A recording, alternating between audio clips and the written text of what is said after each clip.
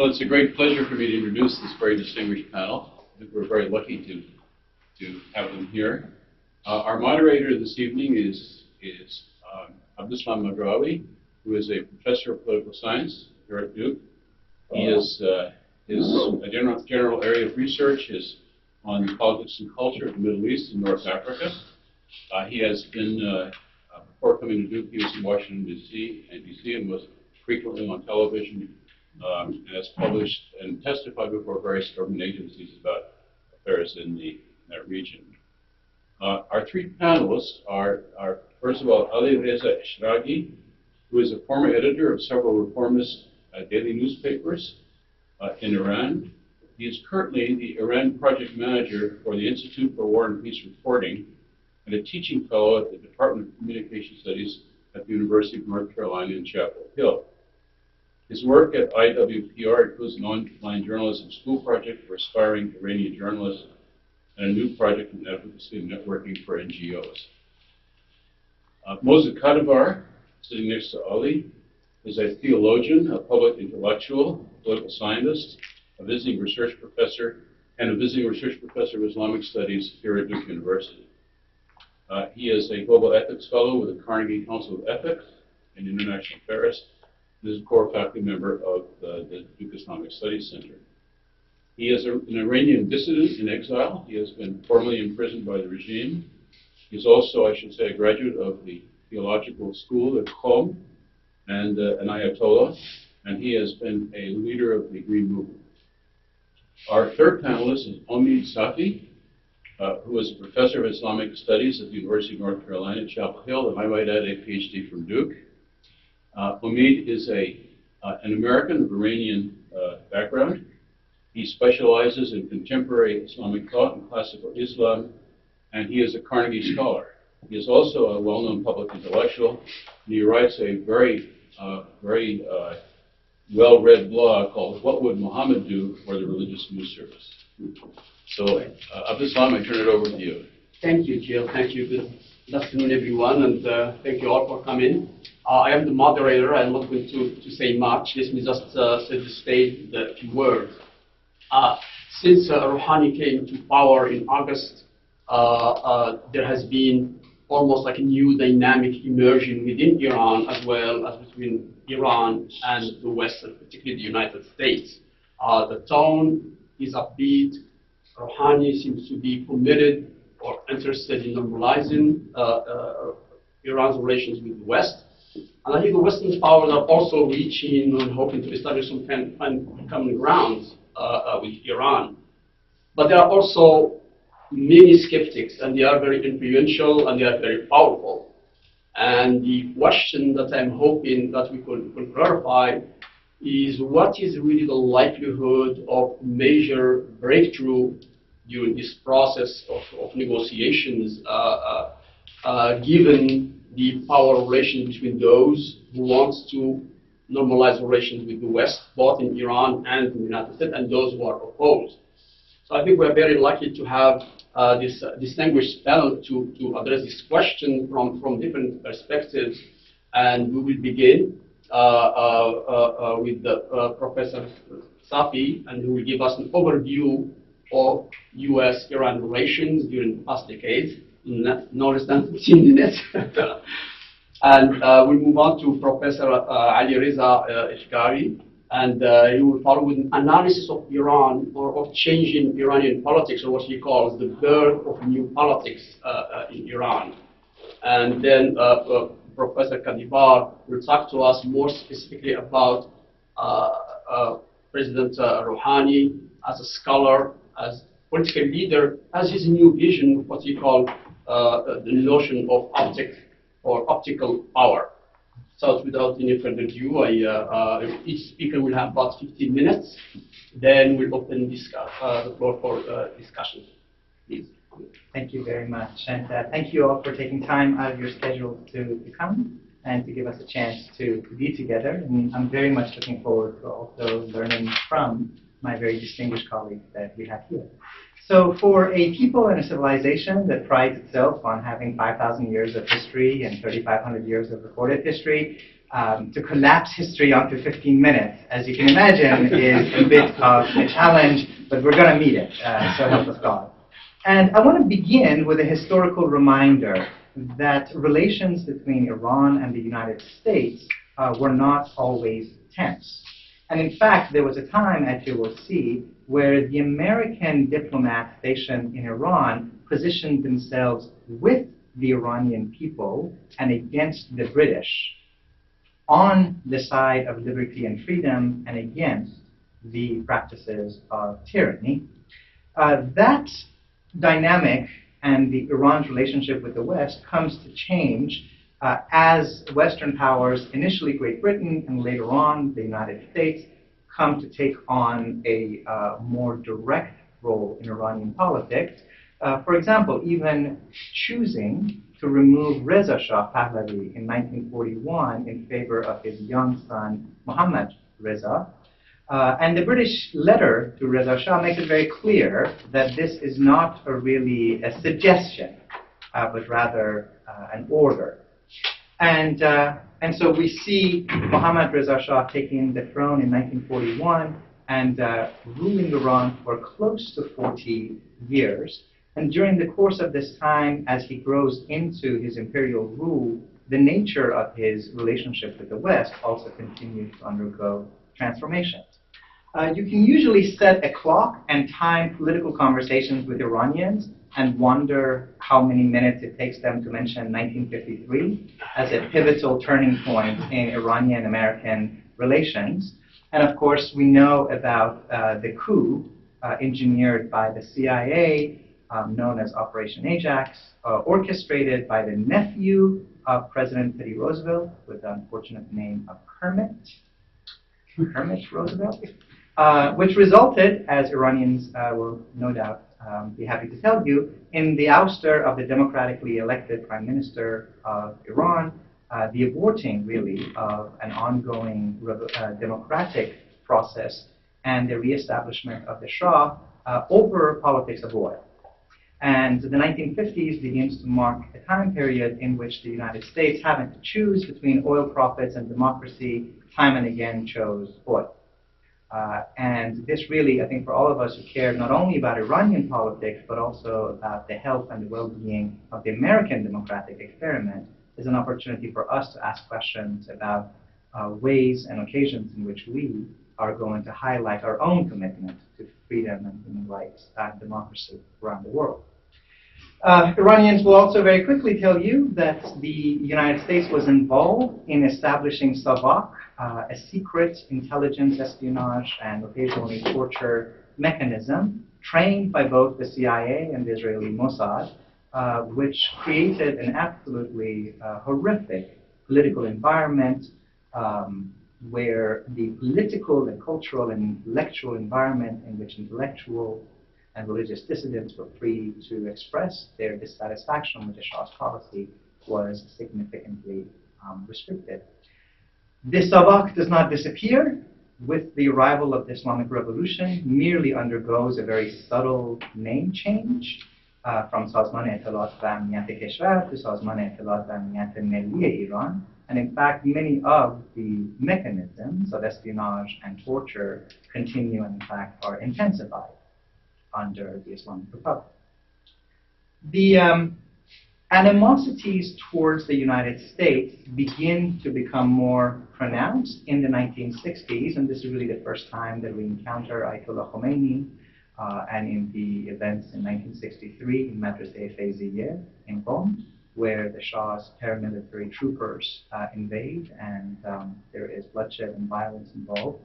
And the anniversary of these operations, which happens to coincide in the day that in fact we're marking today, the day of Ashura, the martyrdom of Imam Hussein, provides then Ayatollah Khomeini, not yet Imam Khomeini, with an opportunity to come to associate not only the Shah, but also the Shah's backer, the United States, with the killers of Imam Hussein, namely Yazid.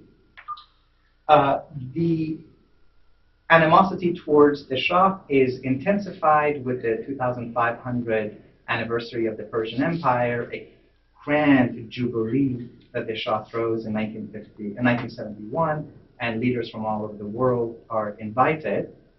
And here's where we come to encounter really the discrepancy in some ways between Iranian ambitions and Iranian realities, where on one hand, the Shah, rightly so, points out the Iranian connection to Cyrus the Great as the wonderful originator of human rights. The Cyrus cylinder is now rotating around the United States, and many Iranians have rightfully so exerted their national pride in being associated with it. At the exact same time period, however, we also see Amnesty International and other human rights organizations identifying Iran as the worst violator of human rights anywhere in the world. So this stark contrast between aspirations of human rights and realities, which of course, yet again, is going to surface after the Islamic Revolution. During this time period from the 1960s to the late 1970s, the Shah meets repeatedly with every American president. It's fair to identify Iran as perhaps the closest American ally in the region. And one reason why it's good to trust historians but not forecasters, less than a year before the ouster of the Shah, you have President Carter making the now rather comical statement that Iran represents an island of stability in an otherwise turbulent region. And by the way, President Rouhani used that exact same expression in the United Nations General Assembly last month. The increasing anti-US sentiment begin to be seen in a public way within the Iranian context. You see the immortal word which need no translation into Persian. Those of you that can read Persian and Arabic will recognize that phrase, Yankee go home. Yankee go home becomes a Persian slogan that doesn't even need translation. It can simply be transliterated. And here the somewhat socialist, masculine Iranian worker is engaged in a kind of struggle with the figure of Uncle Sam.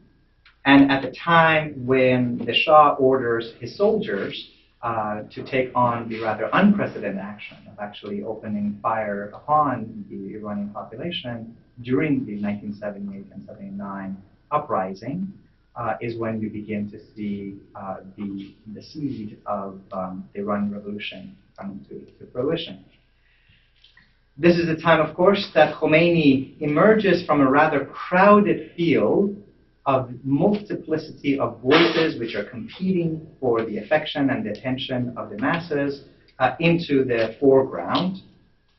And it's at this time period that a revolution which might have gone in multiple different directions, it might have been a student revolution, it might have been a socialist revolution, it becomes much more carefully orchestrated and concentrated in the direction that Khomeini was envisioning. One way that we see the relationship with the United States figuring into this is through the very rich legacy of political theater and revolutionary posters that were prominent all over Iran. And here's one of the better known examples where we see on the left-hand side Khomeini, and I like to see him as a kind of Sufi Jedi master, using the force to push out the Shah. The Shah has fallen, the crown has fallen from his head, but he's still trying to hide under the mantle of the West. And it's the West which is a conglomerate creation. The United States, Great Britain, and Israel are all compressed into one entity. This is also the time in which Ayatollah Khomeini fully enters the depiction and the imagination of the West. 3 times in less than a year, he is featured on the cover of Time magazine. This is rather unprecedented level of attention, and he's in fact chosen in a rather controversial decision as the so-called Man of the Year by Time. Most Americans begin to become aware of what's taking place in Iran through the Iranian hostage crisis, an event which actually shapes the way that popular media work in the United States. It's after the Iranian hostage crisis that we have Nightline appearing, that we start to become aware of the need to have international news around the clock, and not only at 6:30 p.m. being read by the 3 great white men. The takeover of the U.S. Embassy naturally leads to an extraordinary level of animosity in the United States, some of which is also felt by Iranian Americans.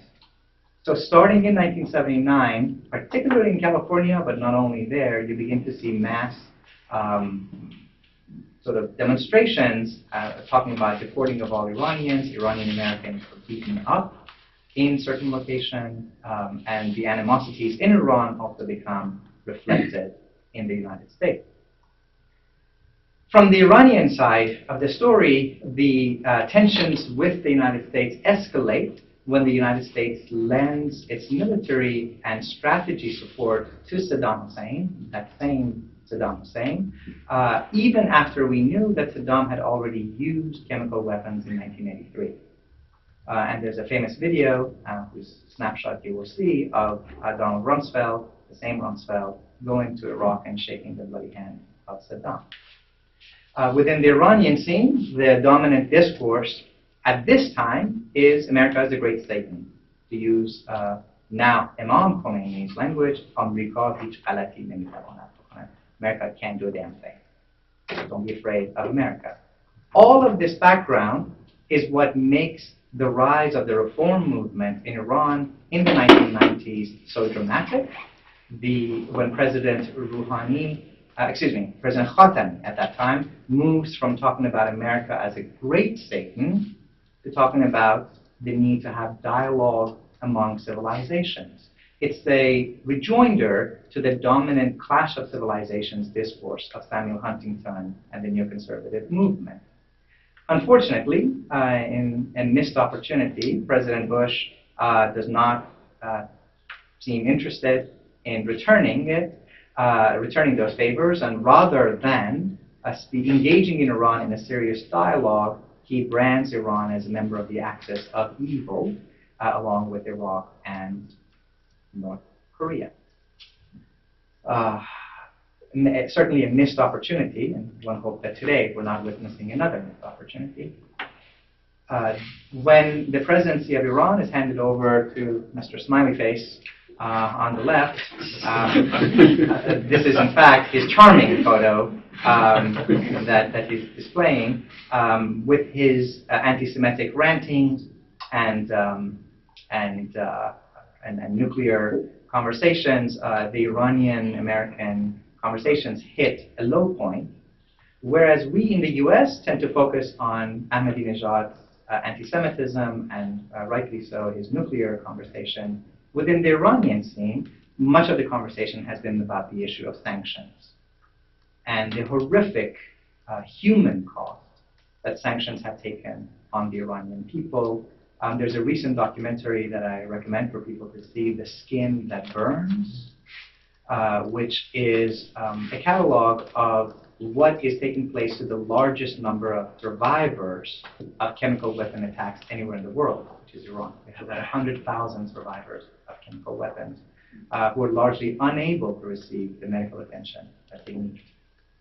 The next opportunity, and this is one that we're still witnessing, comes with the rise of the Green Movement, and what a great honor to be sitting in the presence of not only a participant, but in fact a formative leader of this movement, the person of Kadivar. And may your efforts lead to fruition. And all of this, the Green Movement, which predates the Arab Spring, politically is crushed in the streets and through a subtle process that I'm sure we'll hear more about. And in fact, Ustad Kadivar's son, Ali Kadivar, has written a brilliant series of essays documenting the very careful coalition building between Iranian reformers and Iranian moderates leading to the election of President Rouhani. This is what brings us to the present moment, where you see a resurgence of the language of moderation within the Iranian scene. I assure you that all Iranian women are in fact just as photogenic as what you tend to see dominating the news coverage of Iran these days. And we've got the occasions of moderate centrists like Rafsanjani, as well as previous reformers like Khatami coming to the support of President Rouhani. And this brings us to the current moment, where President Rouhani and President Obama engaged in their first telephone conversation, the first direct contact between an Iranian leader and an American leader in some 30 years. And Rouhani definitely displays himself to be a masterful user of social media, including sending out one of his first tweets, wishing Rosh Hashanah greetings to Iranian Jews and Jews everywhere, and the photos from an Iranian synagogue, something that would have been unthinkable under Ahmadinejad. And where I'd like to end, I can breathe now, is really the conversation about where do we go from here, which is that the United States has chosen policies in Iraq and in Afghanistan which have certainly not advanced our hopes and aims and ambitions and dreams for democracy, and have left both of those countries in drastic condition. We take a look at Iran currently being surrounded by American military bases. And then every now and then you also see possibilities, as this particular photo of an Iranian and an American wrestler in the 2012 Olympic Games, and the urgent need not only for political dialogue, but also for dialogue at the person-to-person, scholarly, journalistic, and athletic level. And with millions of Iranians now living in more or less permanent exile outside of their countries, one certainly hopes that that population can also serve as a way of reconciling people who are eager to have more meaningful conversation with one another. So thank you for that quick little 100-year overview. And well, thank you for that quick overview for decades. You have time in your talk, so I didn't want to interrupt. Thank you. Great, thank you. Now we're going to move to Professor Reza Eshraghi, and he's going to talk to us about the birth of new politics in Iran. Please. Thank you. Good afternoon, good people.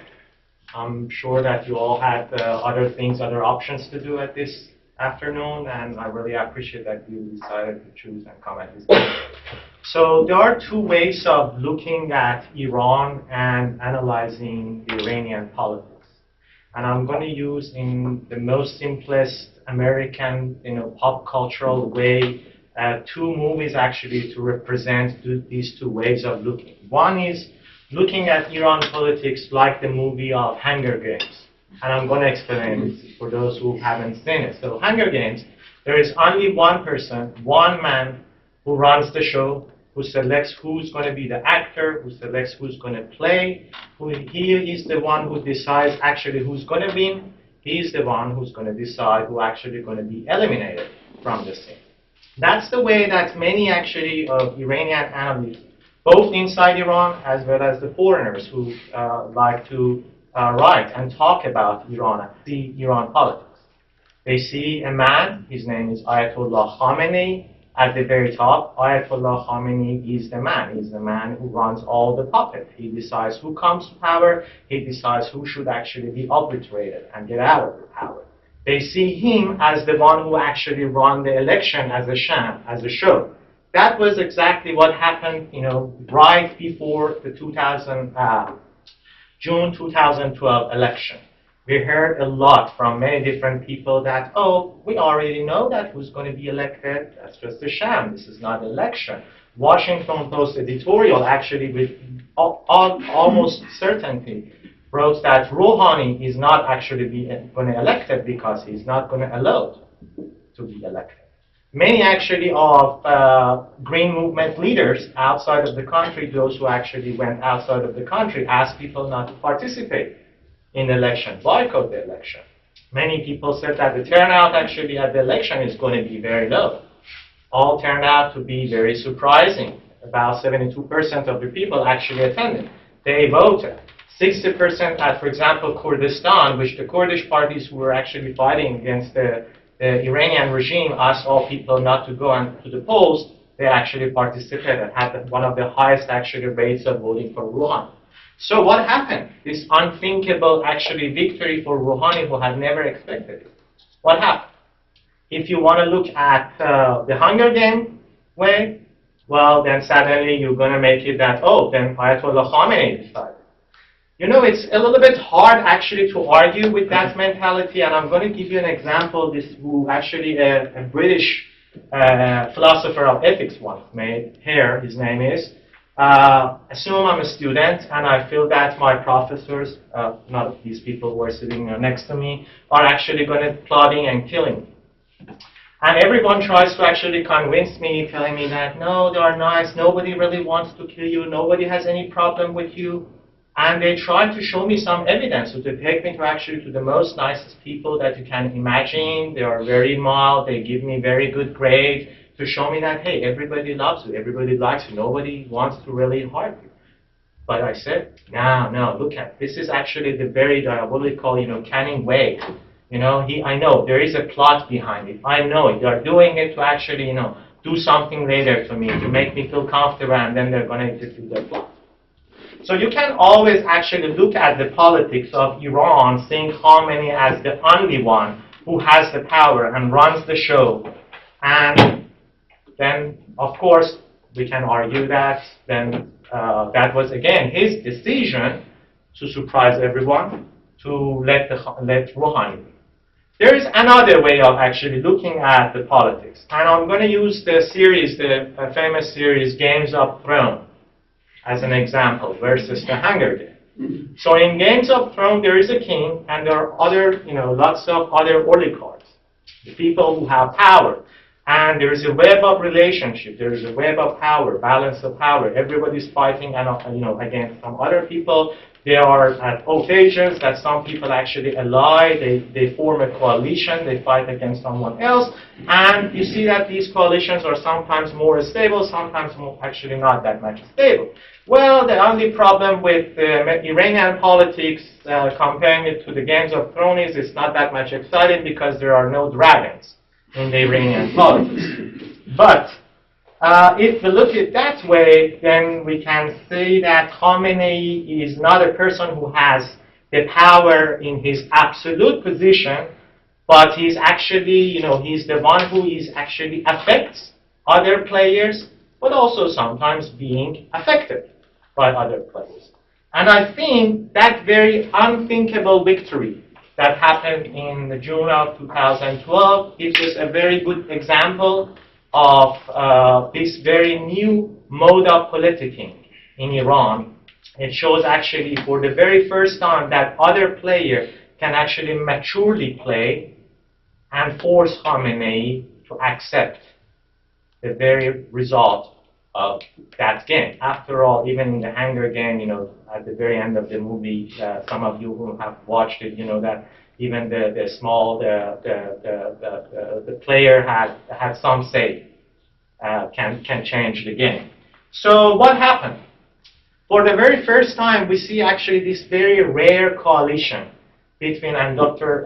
Safi mentioned that, between first reformists, led by President Khatami, former President Khatami, between centrists, who were led by, again, former President Hashemi Rafsanjani, but also progressive principalists, moderate conservatives, represented by Ali Akbar Nater Nouri, who was the former Speaker of the House.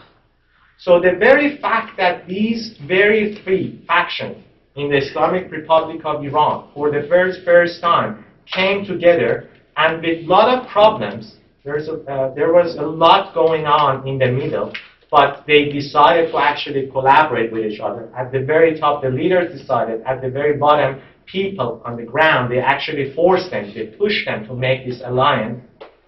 That gives us some hope that the Iranian politics is doing as well, at least, as politics should do in other places.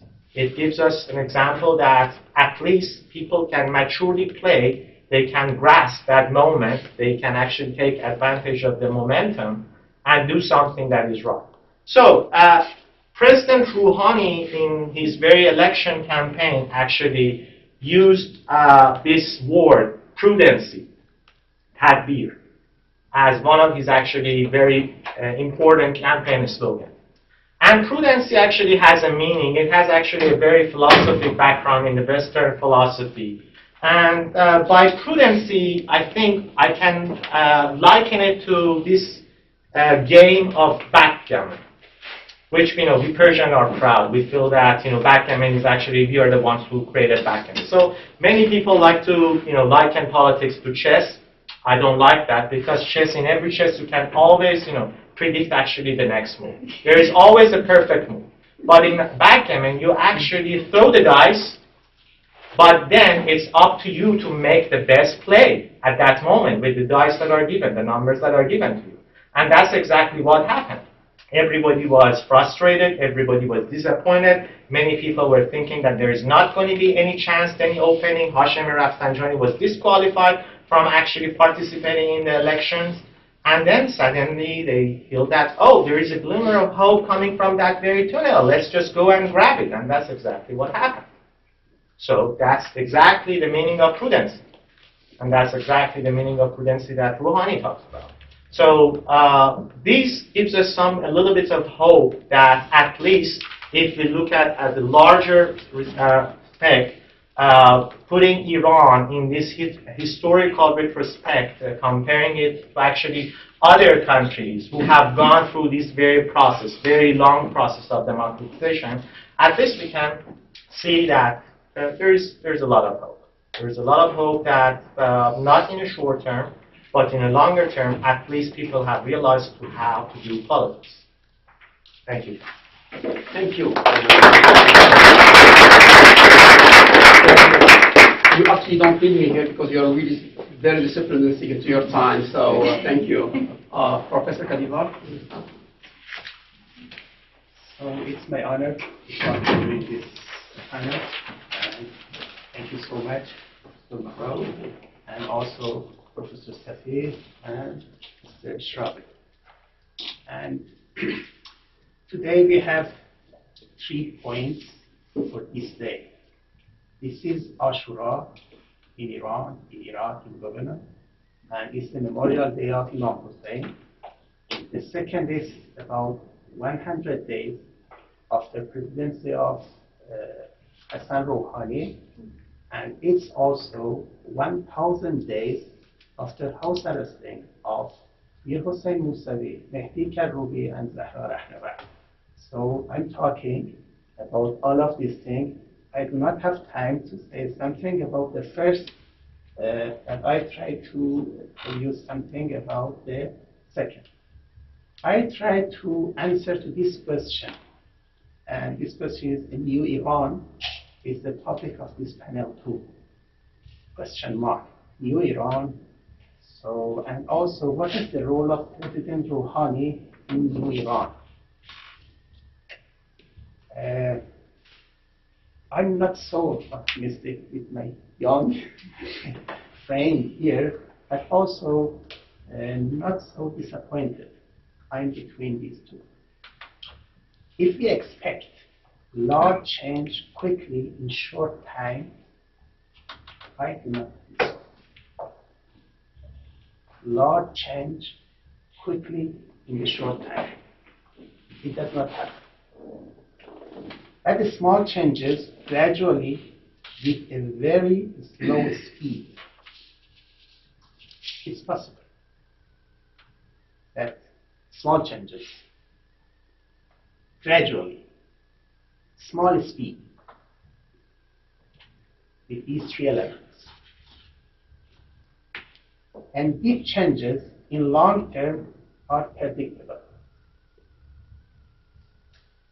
This is the summary of my thesis in response to this key question in New Iran. I think the change has been started several years ago, as we saw in the presentation of my dear friend, Professor Safi. The change begins with the will of the change.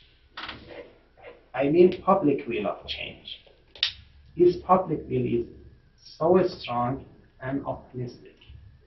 So if you travel to Iran, if you hear from Iranians, no, Iran is full of the hope to change. We are able to change, and we will change.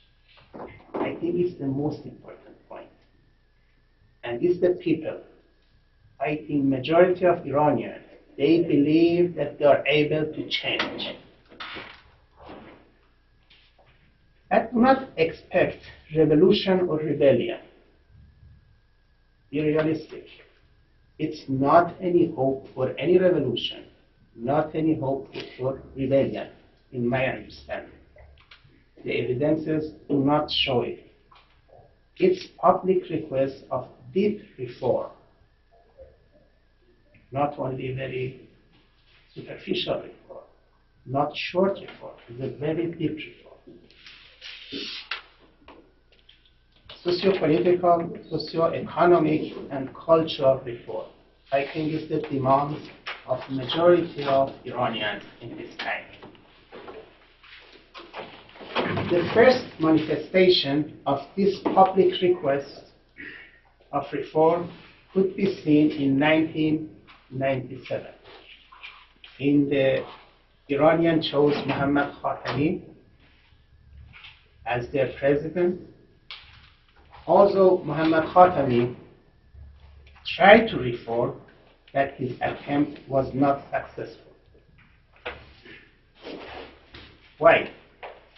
Because of the resistance of the hardliners. I do not want only to say only one person, but a set of persons, especially the Supreme Leader, Mr. Khamenei, and also the commanders of Revolutionary Guard and some conservative clergy. So we have set of people, hardliners in Iran, and they are not so weak. Also they are strong, the same as the reformists. It was the first manifestation of reform in Iran. After suspicious presidential election of 2005 and fraud election of 2009, the co-administration of Khamenei and Ahmadinejad made a lot of trouble for Iranians. I want to say, frankly, that 8 years of Ahmadinejad was not uniquely the product of his presidency. All of the issues, affairs that he had done, it was made by the plan, or at least by admission, permission of Mr. Khamenei, the Supreme Leader of it. In the Friday trials, the first Friday trial after the election in 2009, Mr. Khamenei said a very historical statement that I prefer Ahmadinejad's policy to my 50 years friend Hashemi Rafsanjani. He supported him strongly. And in last 2 years, there was some differences between policy of Ahmadinejad and Khamenei that we do not think it was serious or it was deep. So, the Green Movement in 2009 and 2010, and it was the second manifestation of that public request that I mentioned, was suppressed by the regime. Mir Hossein Mousavi, Mehdi Karroubi, the objecting candidates at of 2019 election, illegally became house arrested. And now it's completely, absolutely obvious that this house arresting, there was not by the rule of any court. It was by the fatwa or by the command that was issued by Mr. Khamenei, no one else. The commander, the chief police of Tehran, that he was a relative of Ahmadinejad, said this point in one of his interviews last week, that it was the order, the command of Mr. Khamenei. And if in a country after about 110 years constitution, a person can say, I can restrict your freedom out of the court, It means we are so far from the law, the governance of the law. It's the first alphabet of democracy. The wrong co-administration of Khamenei and Ahmadinejad destroyed the economy and the daily life of the citizens. I think what happened now between Iran and US is because of this point. The economy of Iran was destroyed by this administration. I do not want to say only by sanction, also by this misadministration. That's about President Rouhani.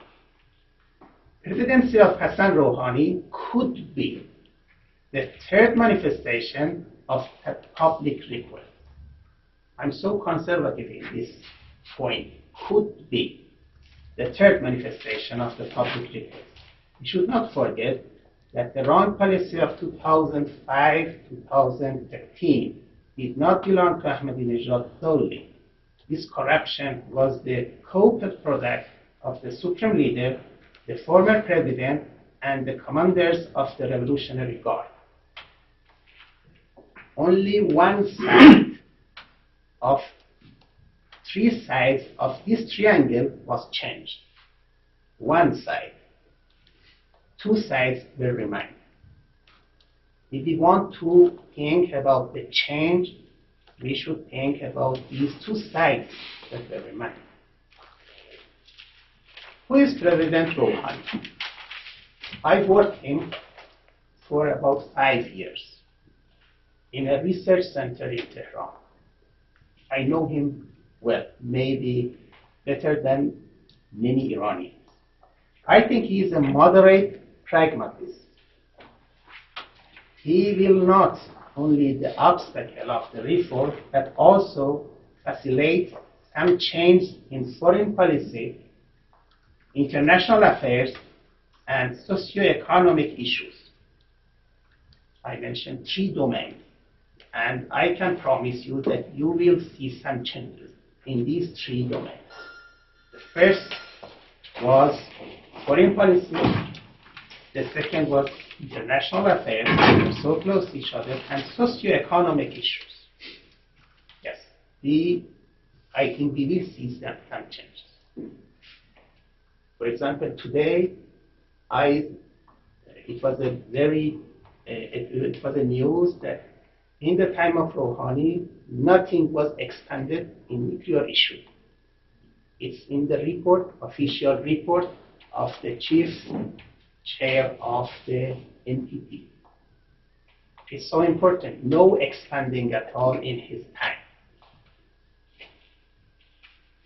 Also, he disagrees with hardliners in cultural and socio-political affairs, including human rights and democracy, that I'm not optimistic that he will be successful in these 2 important issues. And you know, the demand of Iranian is not about nuclear issue. The main, I think, 3 main major Iranian demands is, the first one is reform in economics, destroy the economics. The second one is about democracy. The third one is about human rights. So is President Rouhani able to do something in these 3 issues or not? About the first, I think, yes. About the second and the third, I'm not so optimistic. He does not have any plan. I have 3 points here, 3 main points. Please try to criticize these 3 points. He does not have any plan for these issues, for domestic issues, the same as democracy, human rights, and the other thing related to this. Second, it's not his priority. His priority is international affairs, nuclear issue, economics. It's not the priority. Human rights and democracy were not the priority of President Rouhani until now. And the third one, and the other two sides of triangle of theocratic dictatorship are powerful. I do not want to say only one person. There is a system, and it's not so weak. But this theoretical dictatorship is in opposing the strong public interest and will. This public will of change will impose the government to adapt themselves to the public interest. So I think it's a very optimistic conclusion. I'm optimistic about the role of the people, Iranian citizens, but not the role of any other person. I think Iranian will impose this interest, this public will for change to all the governments, including the supreme leader, the commanders of the Revolutionary Guard, the president, and also judiciary power and the parliament. And I think for the middle term or long term, I'm so optimistic that yes, my question is, we will look at new Iran. Thank you.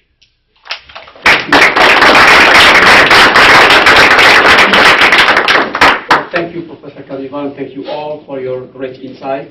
You have given us a lot to digest. I'm not going to ask first questions, and I'm going to open it there to the audience, and we'll have a couple of questions if nobody have any questions. So please identify yourselves and proceed if you have any questions. Yes. I'm Joe Arlinghouse.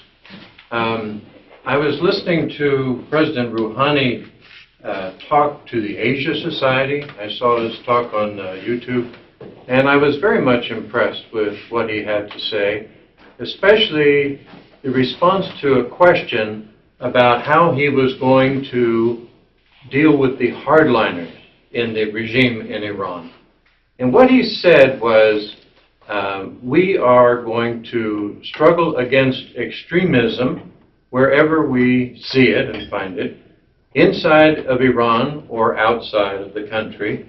And he said, we are going to go step by step. He said, we've only begun to take the first step now. And he said that he wanted to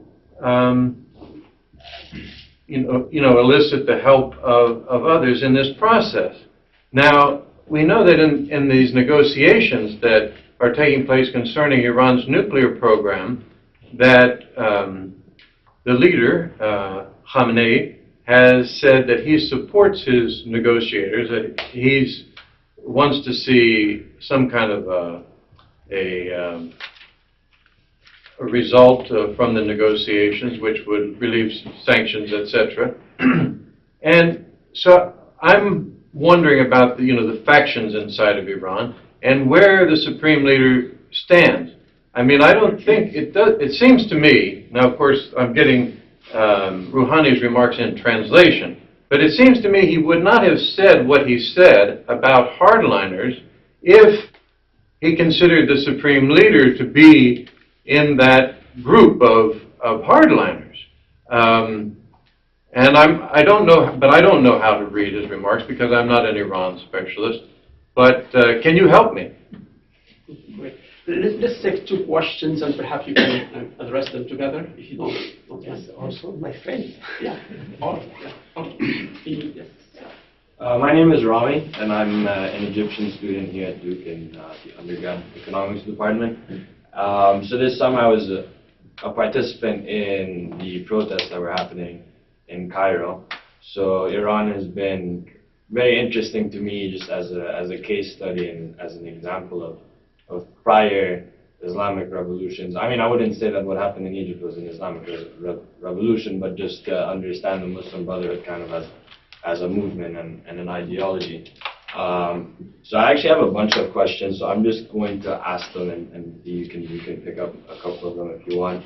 But I think when you were talking about coalition building, I was very interested in the role of the media in Iran and how that either hindered or helped coalition building, because I know in Egypt state-sponsored propaganda was a massive impediment to that happening.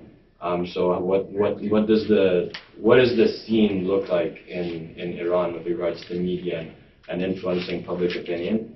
And the second question that I wanted to ask is about President Rouhani's presidency and whether there's a chance of it being potentially sabotaged by remnants of the previous presidency, because there are a lot of theories that that's something that contributed to President Morsi's failure in Egypt, for example, is that even though he was democratically elected, that because the government had been run by the army for so long, the remnants of that regime had contributed to his downfall. So do you see that as a potential scenario for Iran? Thank you. So maybe we'll start with this question and then we'll between one of you or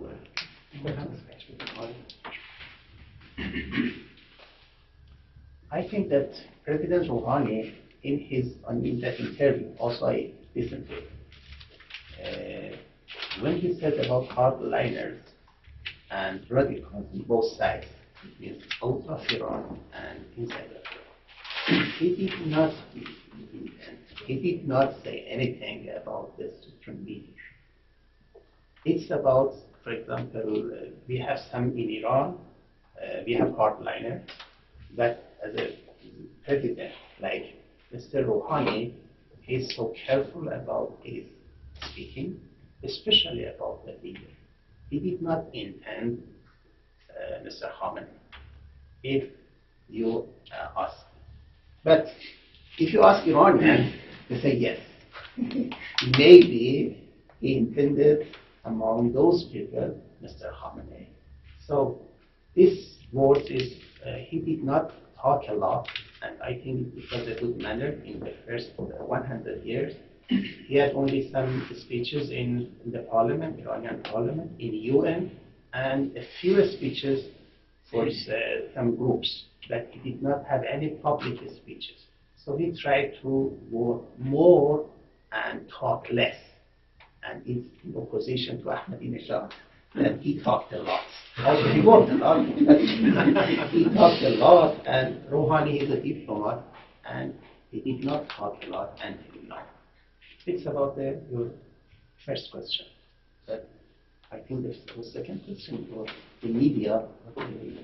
You know, I think just a very brief comment that I would add would be that it might be useful for those of us here in the States to actually take a page from our own experiences here and apply it towards Iran. Namely, I think it would be instructive for us to think back about the 2008 election of President Obama. An election which was marked by historic optimism, the quite similar language of hope and change, followed by profound disappointment among many of us who were initial enthusiastic supporters of President Obama on a number of grounds, particularly in matters related to foreign policy issues.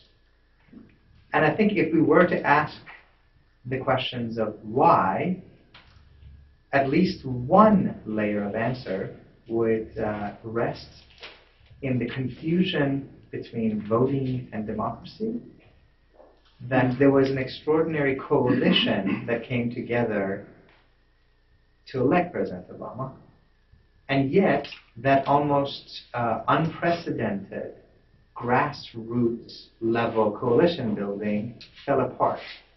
There was not a sustained movement to transform American politics.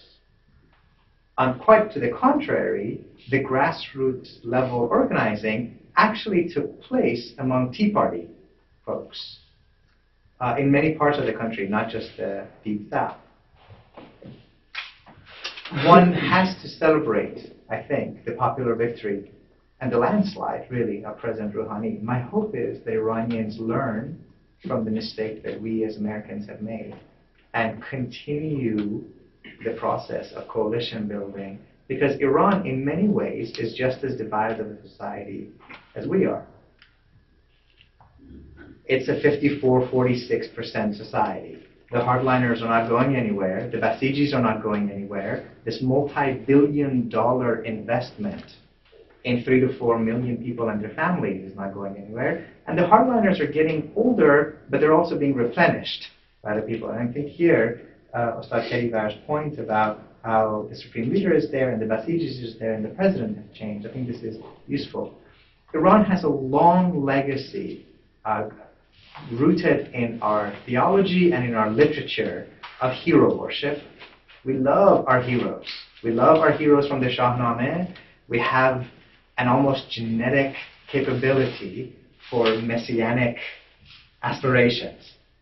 But I think here would be a good time to actually put our hope not in solitary redemption projects, but rather in the kind of grassroots level transformation that's going to come from tens of millions of Iranian youth, 70% of Iranian society being under 30 years old. And if the president can do no harm and do a little bit of good, and for the people who elected him to continue to be involved in the transformation of Iranian politics in remarkably unsexy ways, I think that might be the best potential for the language of hope and change and moderation to actually become a reality, instead of Iran also being set up for yet another grand disappointment project. You know, when you come from Middle East, I guess pessimism is the safest bet to all, you can make. With regard to media, I think media had, at the very beginning, a negative role. Actually, they didn't really realize that people want, actually, their politicians to participate in the election. Many, especially media who are actually located outside of the country, were pushing people not to participate in the election. But later, when they realized that actually there is this will that comes from the very, the bottom of the society, asking the politicians to form a coalition and support Rouhani, then media started to look at it positively by writing, various articles, op-ed pieces, a little bit helping for pushing this coalition to actually happen. And after the election, I think that one of those very small glimmers of hope that we can actually see is there are a number of newspapers that actually, and the journals that actually, they were shut down before the election. And even before Rouhani started actually working, they started again being published. They started actually having interviews with many of reformists, some people who actually were present and they were not allowed to make any interviews. At the same time, yes, there are some others which were actually shut down, closed, like the Bahar newspaper, over just publishing an article. The problem is, which I see in the media currently in Iran, is they're actually repeating the very same mistakes that they did during the reform era. I don't see, and that's making me a little bit pessimistic, I don't see that they have learned actually from those experiences doing politics in a different way that can probably result in a different way also for the Rouhani as well as the Iran's democratic movement. Great, thank you. Yeah, it's a comment of your question. It seems to me that Iran has been mostly perceived through its position and politics with the West. And whether when it started with the Khomeini revolution and then the fear of globalizing the revolution or expanding it throughout the Muslim world, or as it seems now, it seems to me that the nuclearization of Iran is the central topic, at least in the news. And as Ustad Safi pointed out, of course, if you're Iran and you hear President Bush say, name 3 countries as representing the axis of evil, and you see Iraq being destroyed, then of course you have no choice but to nuclearize as an insurance against military aggression. And it seems to me that now the dynamics have changed, and I see that maybe this repositioning or new mode of politicking in Iran is dictated by, yes, as you pointed out, the sanctions are hurting, and in the long run they would weaken the regime's grasp on political power in Iran.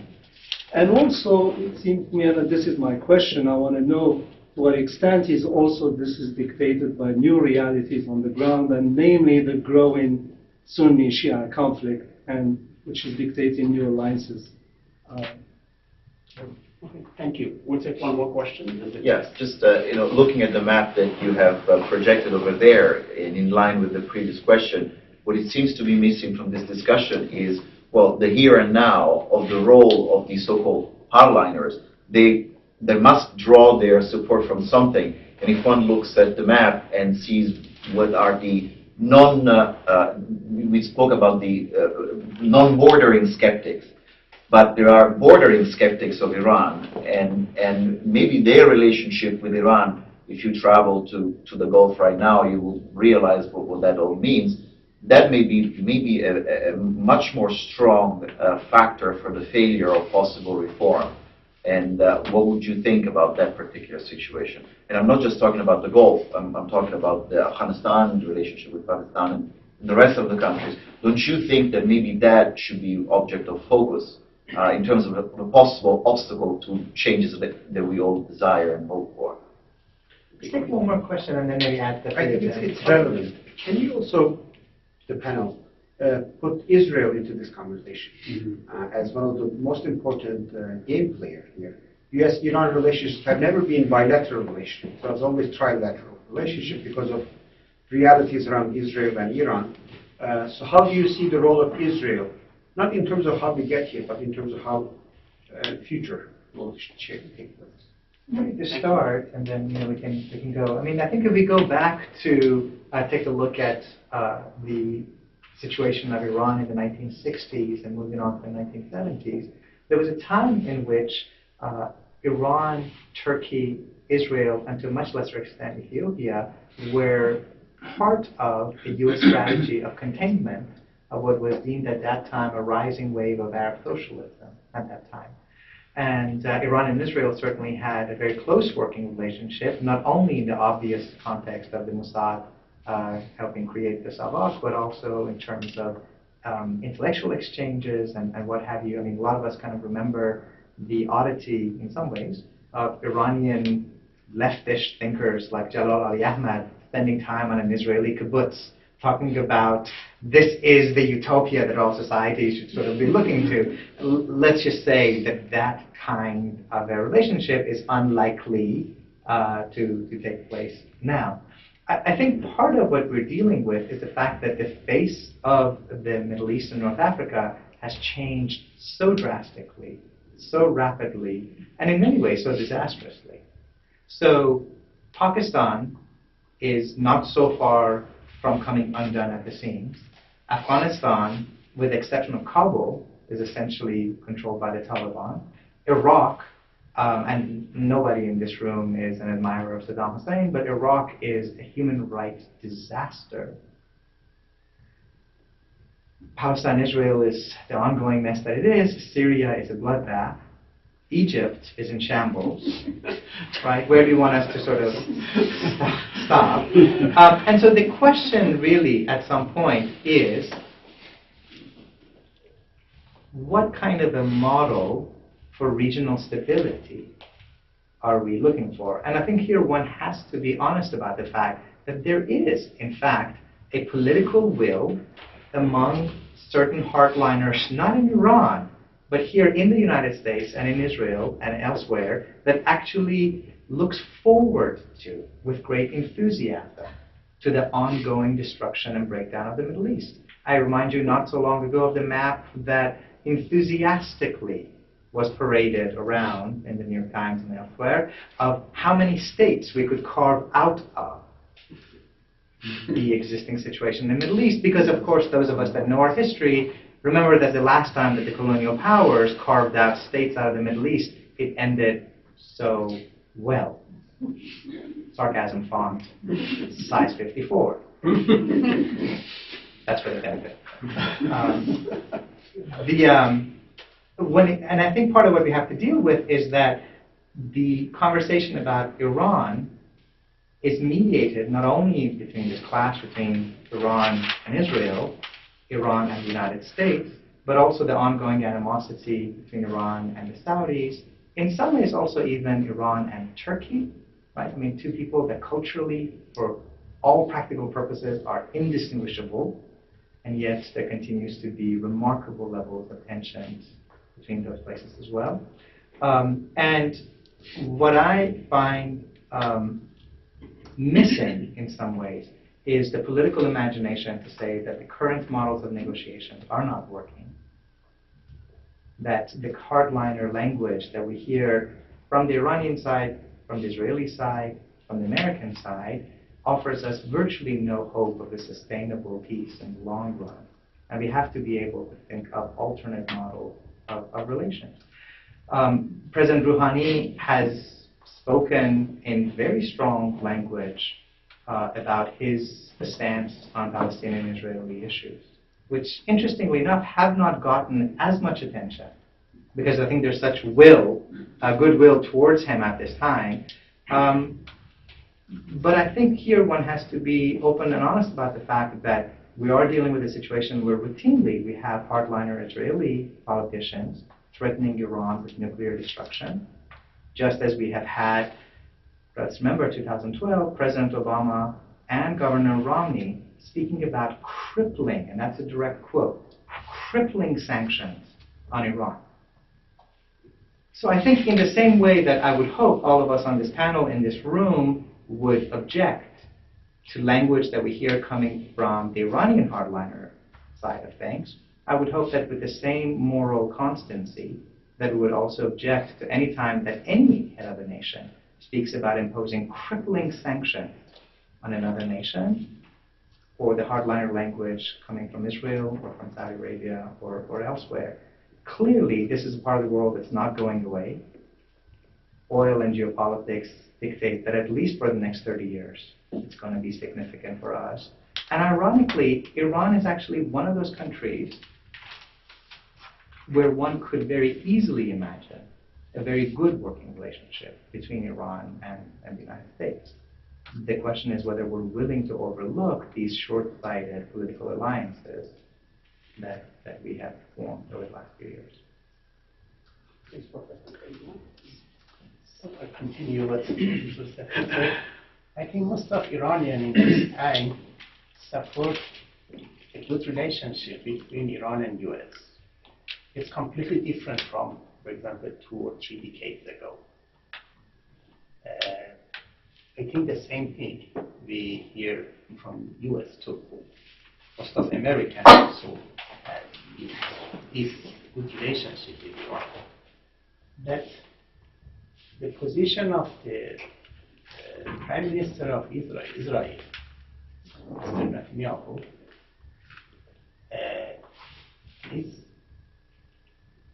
he supported, I think, the position of hardliners in Iran.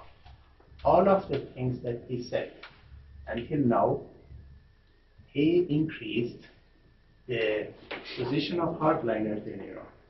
Every time that he said something, it's the headline of Tehran, is the newspaper of hardliners in Iran, and in Iranian parliament, they use it, the speech of Netanyahu, a lot about all the reforms, all the plans of President Rouhani. I think if someone wants to destroy this Iran-US negotiation, this person is Netanyahu, and also Iranian hardliners and US hardliners. They are in the same way. And I think the position of Iran in the Middle East in this time is so stable. It's the first power of the Middle East. And Americans know this point very well. And if they want to do something in Afghanistan, in Pakistan, in Iraq, in the Gulf, without the support of Iran, nothing is possible. So for a peaceful Middle East, we need democratic Iran. I think it's the demand of Iranian too. Iran is the axis of peace, I think, in the Middle East. That democratic Iran, and it has the potential to have this role in Iran. And about other points that I noted here, about the position of Mr. Khamenei that you said about, I forgot to answer to you, about this negotiation. I think he had two sides. His position has two sides. The first side, he supported Iranian negotiators, Rouhani and his team, Zarif, his minister. On the same time, he said, I'm not optimistic and I do not trust to Americans. He wants, I think, to be in the middle, wants to be in the middle. If they could not do anything after that, I said this, and there is nothing for me. I think Rouhani negotiated with the leader, and what he had done until now, all of the points, all of the issues were by the admission of Mr. Khamenei without anything else. So I think do not listen a lot to what they say. Pay attention to what they do, what they have done. This is what we learned in Iran in these 2-3 decades. They talk a lot, but this is talking is something that what they have done is completely something else. My young friend there compared Iran and Egypt, and Rouhani and Morsi. I think we learned a lot from Egypt. Also Egyptians learned something from Iran in the same time. And we are so disappointed about the end of President Morsi. I think the first elected president of Egypt after about 6 decades should not be in the prison. It's not good for the military of Egypt. Also, we have the same, some hardliners have the same dream for Iran, that if, for example, we have some reformists in the ground, after that the Revolutionary Guard can coup the same as the Egyptian military. But Iran until now, I think, we didn't have coup from inside, from military. I did not remember anything. All of the coups that we have in Iran were made, as Professor Safi mentioned, from Americans or Britain, nothing from Iranian military. So in this time also, we do not threat from any coup from the military. But what we have about the position of Muslim Brotherhood in the Egypt, it's the same as what we have done about 3 decades ago, in the beginning of Islamic Revolution in 1978, 1979. So the position of Egyptian is close to that position that we had. On that time, we didn't have the experience of theocracy or Sharia as the law system, legal system of the country. But the Muslim Brotherhood in Egypt, they did not have this experience. And also, President Morsi, I call him president because I think he is president until now, and he should mention, we wrote a letter to him, open letter to him when he was in about 3 months ago, 4 months ago, and we mentioned that please pay attention to the event of Iran and about what happened. You made the same role for Al-Azhar to veto the rules that made by the Egyptian parliament. We have the same problem in Iran. It's not good for Al-Azhar. It's not good for the ulama of that country. He did not, I think, listen to this message, and it happened what it should not be happened for him. So because of it, I have a lot of concern about Egypt, and also, you know, Egypt is the mirror of the Middle East. We have three main countries in the Middle East: Egypt, Turkey, and Iran. So what happened for each of these countries? We are afraid about the peace and democracy in the Middle East. And to be honest, some countries are disappointed from Iran-US relationship. More important than Israel is Saudi Arabia. And what should we say in this position? I understand the reason that Israelis are against this relationship. But is the situation of governments of Saudi Arabia the same as governments of Israel? I think Iran and Saudi Arabia are two powerful countries in the region, in the Gulf.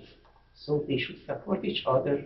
And Saudi Arabia is one of the friends of US there. So if Iran is another friend of US, I think we will have a better Middle East. And also, and unfortunately, the position of Turkey in this case is not so good. Why? Because of some benefit that they have from the sanction.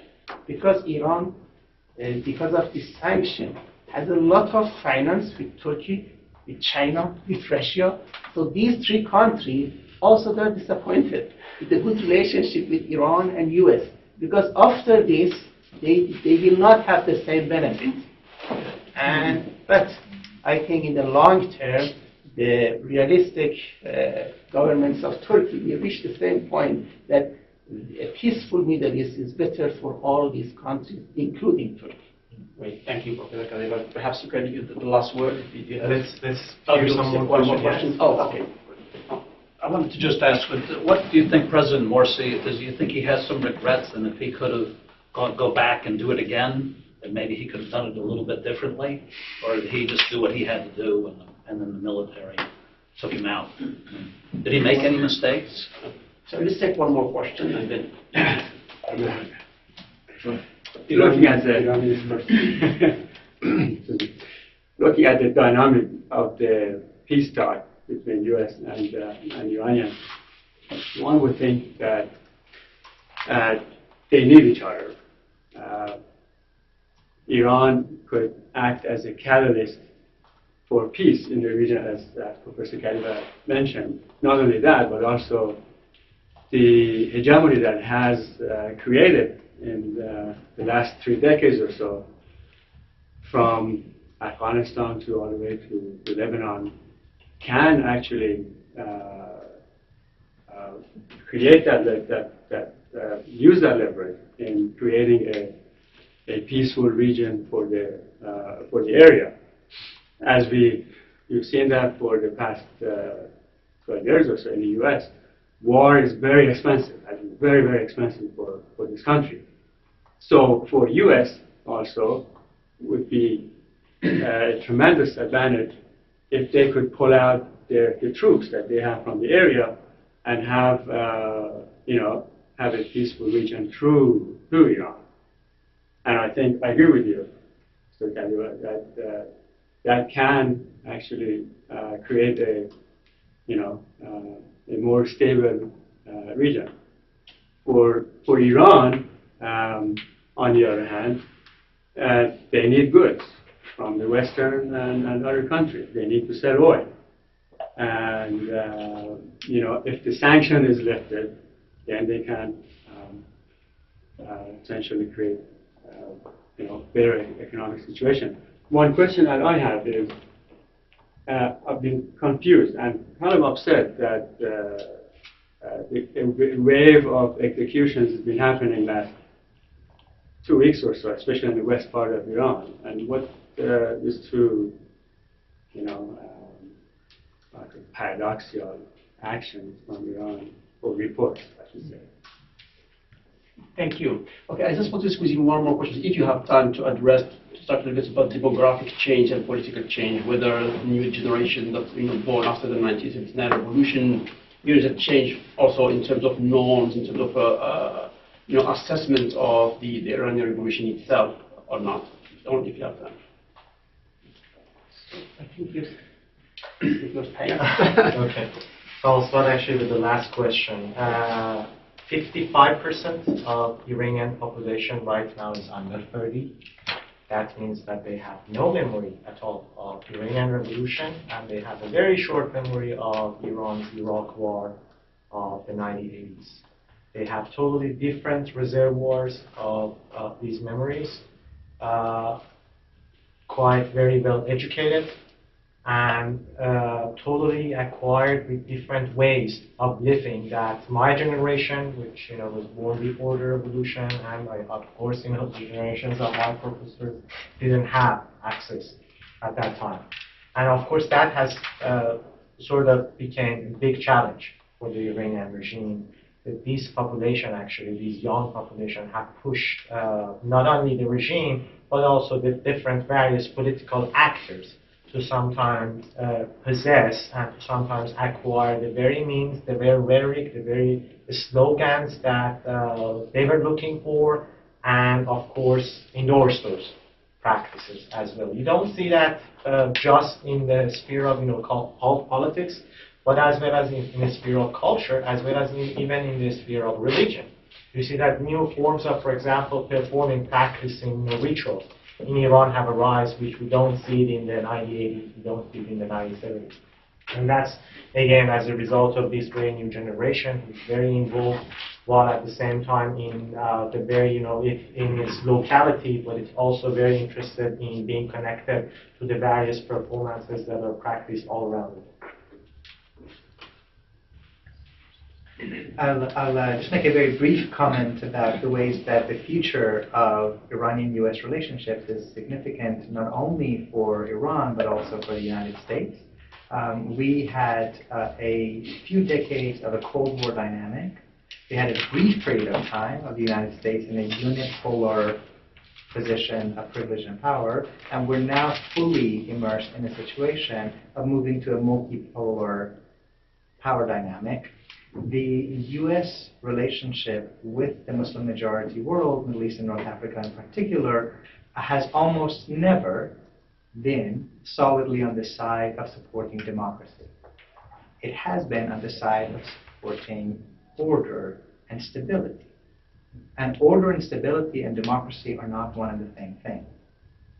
The case of Iran offers us, ironically, a brilliant opportunity to actually step back precisely in this moment where we can no longer, as Americans, afford to stretch ourselves militarily and financially around the world. We're already bankrupting ourselves. And actually ask the question of, would a relationship with countries based on principles not of order and stability, which has tended to favor autocratic dictators, but rather on the principle of self-determination, the rule of law, recognizing that Iran had the oldest Asian constitution, and with guarantee of rights for religious and ethnic minorities, offer us an opportunity to have a new model of relationship which would be mutually beneficial not only for Iranians, not only for Iranian Americans in the US, but actually also for an overstretched, overspent, and overexhausted American empire.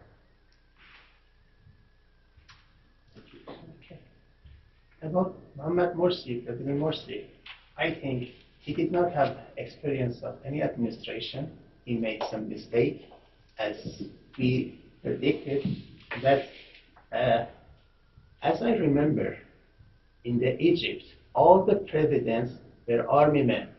Jamal Abdel Nasser, Anwar Sadat, Mubarak, Hosni Mubarak. So after these 3 or 4 army men, we have the first president that elected by the people. So if he made some mistake, they have a parliament. We have some democratic way to correct him or restrict him. I think if they waited, the army waited more, after 4 years, after 3 or 4 years, they can have better situation in Iraq with democratic way.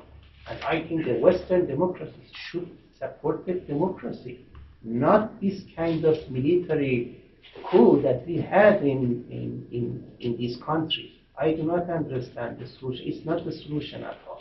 I can criticize Morsi, but I criticize more the leaderman and what they have done. About Kurdistan and what you mentioned, unfortunately, especially it's like this, the same time what we have in the time of President Rouhani.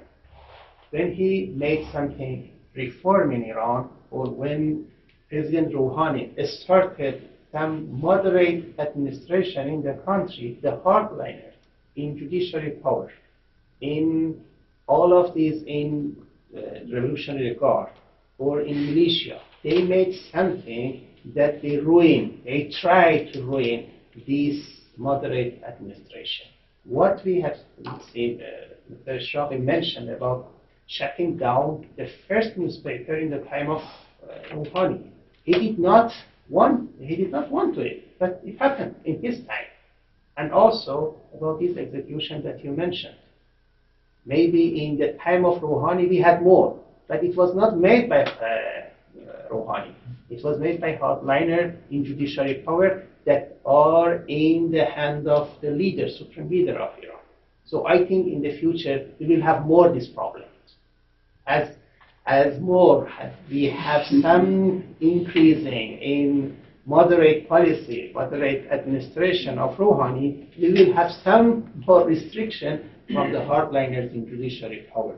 And we expect more from him in intelligence service, because intelligence service now legally it should be in the hand of president, but practically it's under shelter of umbrella of the supreme leader. And unfortunately, we did not see any change until now. And we expect more. I wait for more changes, and I hope for this. Okay, great. Well, thank you so much for coming on.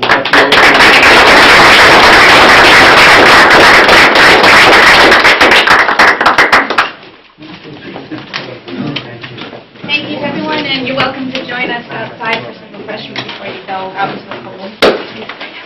Thank you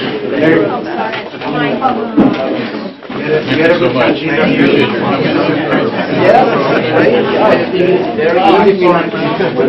Thank you for Oh, very nice. Yeah, I've heard a lot about it. Yeah. Moses, it was a pleasure.